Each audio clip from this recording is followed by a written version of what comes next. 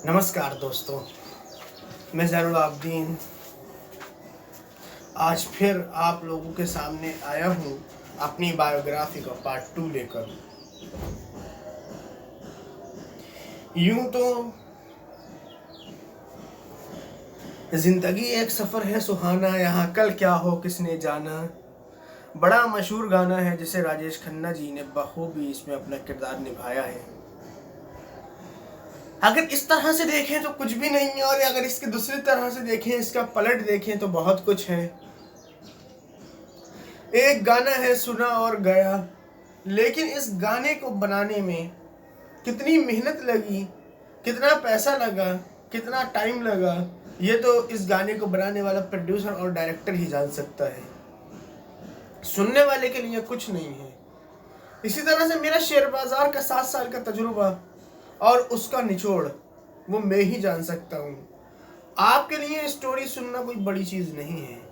आपके लिए इसमें बड़ी चीज़ ये है कि आप इस स्टोरी को सुने, उसमें से कुछ निचोड़ निकालें और उस निचोड़ से किसी नतीजे तक पहुंचे, तो वो आपके लिए एक बड़ी चीज़ है। अब कहने को तो लोग मुझसे कह सकते हैं आपने कितना कमाया, कौन से आप सक्सेसफुल ट्रेडर हैं, लेकिन याद रखिए तजुर्बा पैसा गवा के ही आता है, पैसा बना के नहीं। अगर मेरा पैसा बनता होता तो मैं शायद आपके साथ वीडियो नहीं बनाता। हाँ, मैंने पिछले 2 साल में पैसा बनाया और बना रहा हूँ, और आपके सामने एक नए अकाउंट को लेके आया हूँ और उसमें शो कर रहा हूँ। इसमें शॉर्ट टर्म में आपको शायद इतना गैर नहीं दिखे, लेकिन 6 महीने बाद जब आपको दिखेगा मेरा 90,000 कैपिटल 1,10,000 में कन्वर्ट हो गया, परसेंटेज टर्म्स में मेरा पैसा 6 महीने के अंदर 25% ग्रो कर गया, 1 साल के अंदर 50% ग्रो कर गया, या 1 साल के अंदर 40% ग्रो कर गया, तो भी वो मेरे लिए कोई बुरा नहीं है। मैं उससे बहुत खुश होऊंगा, बहुत सेटिस्फाई होऊंगा in case I get 40% annually CAGR return. अगर मुझे 40% का एनुअली CAGR रिटर्न मिलता है तो मेरे लिए बहुत अच्छा होगा, क्योंकि मैं जानता हूं कि इस मार्केट के बेताज बादशाह वॉरेन बफेट साहब का भी रिटर्न 21% का CAGR है। बड़े बड़े इन्वेस्टर्स का रिटर्न 40% का CAGR नहीं पहुंचता है। अगर मेरा रिटर्न 40% का CAGR स्विंग ट्रेडिंग से पहुंचा तो ये मेरे लिए बहुत ही ज़्यादा गर्व का विषय होगा। अब मैं अपने उस दिन की जो मेरी बायोग्राफी मैंने शुरू करी थी, जिसे पार्ट 1 जो मेरे दिसंबर 2014 तक को कंप्लीट कर रहा था, अब मैं चलता हूँ आपका जनवरी 2015 में।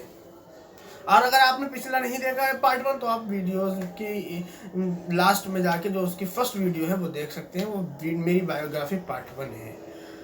अच्छा, अब जो है हम दिसंबर निपट गया 2014 और हम 5 लाख रुपए के नुकसान में, और हमने 2 ब्रोकरेज बदल दिए, रेलिगेयर, ट्रस्ट लाइन, वेंचरा में अगर हम पहुंचे।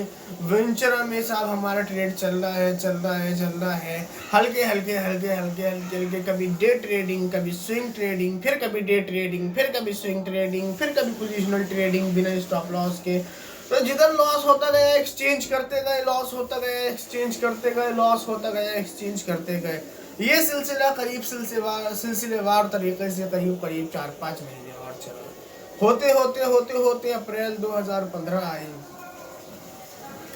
अच्छा, मुझे एक बात बहुत अच्छी तरह से याद है, जब मैं 2014 में रेलिगेयर में अकाउंट खोलकर वहाँ रेलिगेयर के ऑफिस पहुँचा, तो मैंने देखा कि हर बंदा स्क्रीन के अंदर एकदम नज़र से नज़र चिपकाए बैठा हुआ है। और जब मैं पहुंचा तो उन सबकी नज़रें हटी, उन्होंने मेरे ऊपर नज़र डाली और सोचा, या पूछा तो नहीं लेकिन उन्होंने सोचा माइंड में कि भाई ये आप क्यों आए हो, क्या करोगे, कहाँ से पैसों का सोर्स है।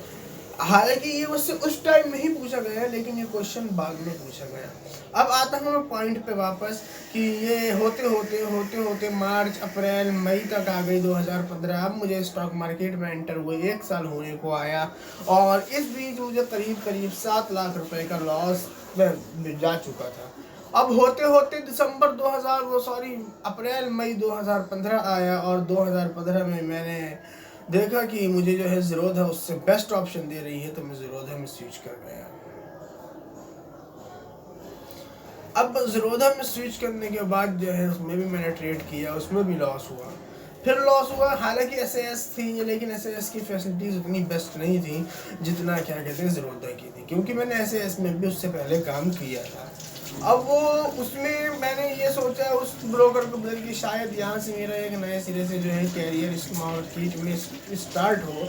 अब मुझे 1 साल का तजुर्बा हो चुका है और मैंने बहुत सारे स्टॉक और उनके बिजनेसेस के बारे में जान लिया है, बड़े बड़े इन्वेस्टर्स और मार्केट के बारे में मतलब बेसिक बहुत कुछ जान लिया है। अब उसमें एक इस एक्सपेक्टेशन से कि चलिए अब ज़ीरोधा में जो है जो 1 लाख रुपए गया, अब ये तो सीधा 10 करोड़ रुपए होकर बाहर निकलेगा। लेकिन वही हमेशा की तरह गेंद उछल कितनी भी जाए उनके टकराती ज़मीन से ही है, और हमारी गेंद तो ज़्यादा उछलने के बजाय दिन पे दिन कम ही उछल रही थी, तो उसका तो ज़मीन पे और भी जल्दी टकराना और भी आसानी से टकराना लाजमी था। अब वो फिर होते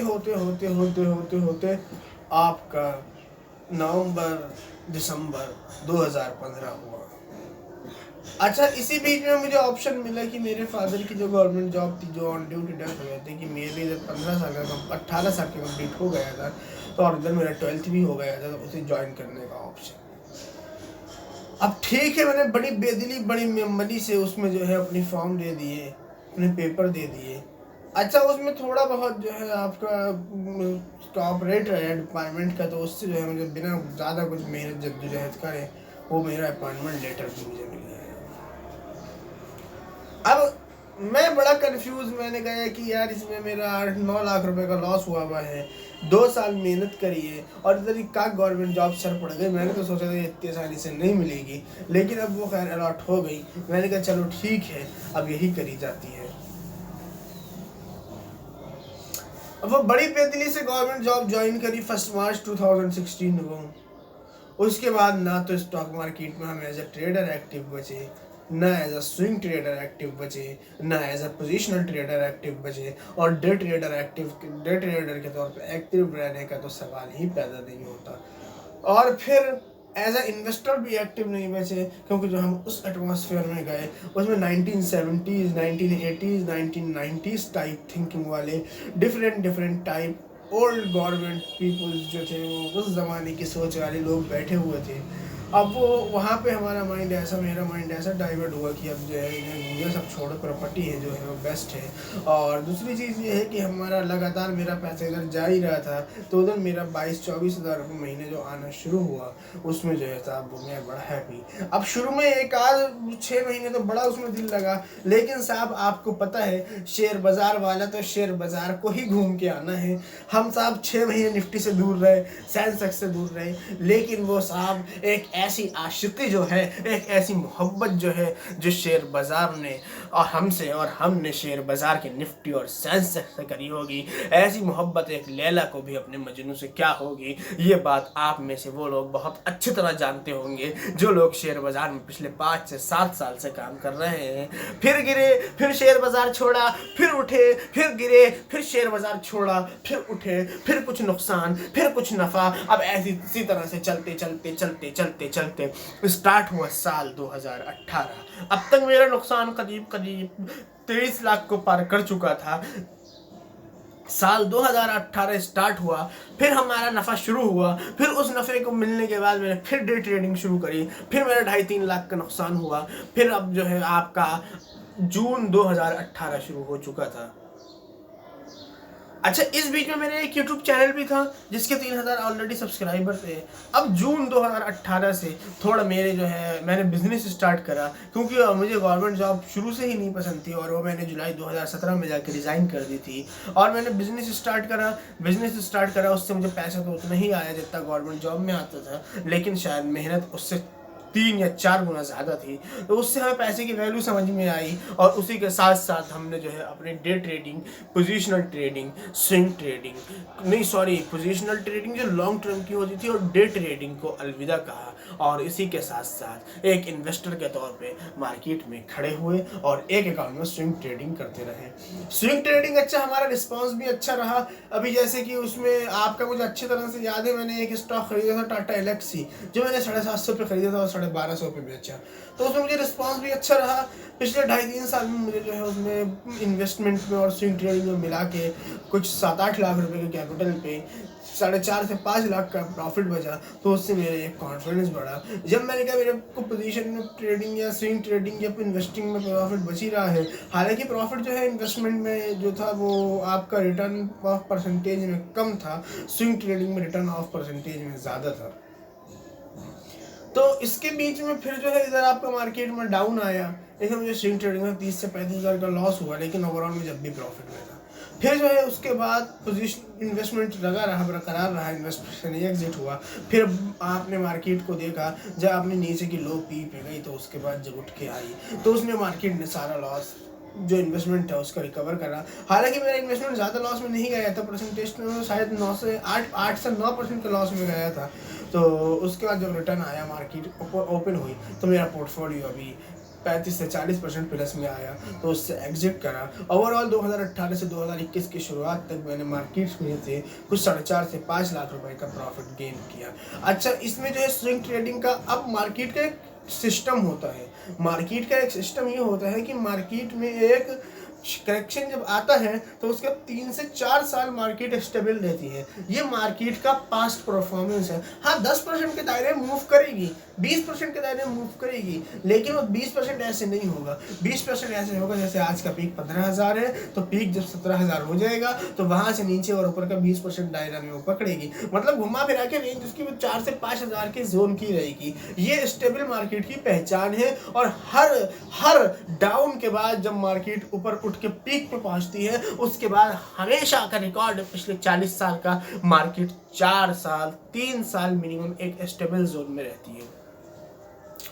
अब ये स्टेबल जोन सबसे बेस्ट होता है स्विंग ट्रेडिंग के लिए। तो अगले 3 से 4 साल हमारे लिए एक गोल्डन अपॉर्चुनिटी है स्विंग ट्रेडिंग करने के लिए। स्विंग ट्रेडिंग करें, पैसा बनेगा। मैं ये नहीं कहता कि पैसा 1 महीने में डबल होगा। हाँ, अगर आपका पैसा 2 साल में भी डबल हुआ तो आपका पैसा 4 साल में 4 गुना हो गया। तो याद रखिए, ये मोमेंटम, ये स्टेबिलिटी, ये आपको मार्केट की स्टेबिलिटी जाए, मार्केट अपनी स्टेबिलिटी खोए, अकॉर्डिंग टू पास्ट परफॉर्मेंस का डाटा देखना होगा। जैसे हमारे 4 साल या 3.5 साल होंगे, हमें स्विंग ट्रेडिंग बंद कर देनी होगी। फिर किसी इन्वेस्टमेंट में हम जा सकते हैं, बहुत सारे ऑप्शन होंगे। फिर मार्केट जब एक बॉटम पे जाए, फिर उठ के आए, फिर 3-4 साल का हमें टाइम मिलेगा, फिर स्विंग ट्रेडिंग करेंगे, जिससे मार्केट के स्टेबल जोन में ही हम स्विंग ट्रेडिंग करेंगे तो हमारा स्टॉक लॉस होने के चांसेस कम रहेंगे। Thank you guys, that's all. ये थी आपकी बायोग्राफी का पार्ट 2। समझे तो इसमें समझने को बहुत कुछ है, नहीं समझे तो कुछ नहीं। एक वीडियो है, एक दिमाग बोल रहा था और आप उसे सब सुन रहे हैं। Thank you guys, that's all.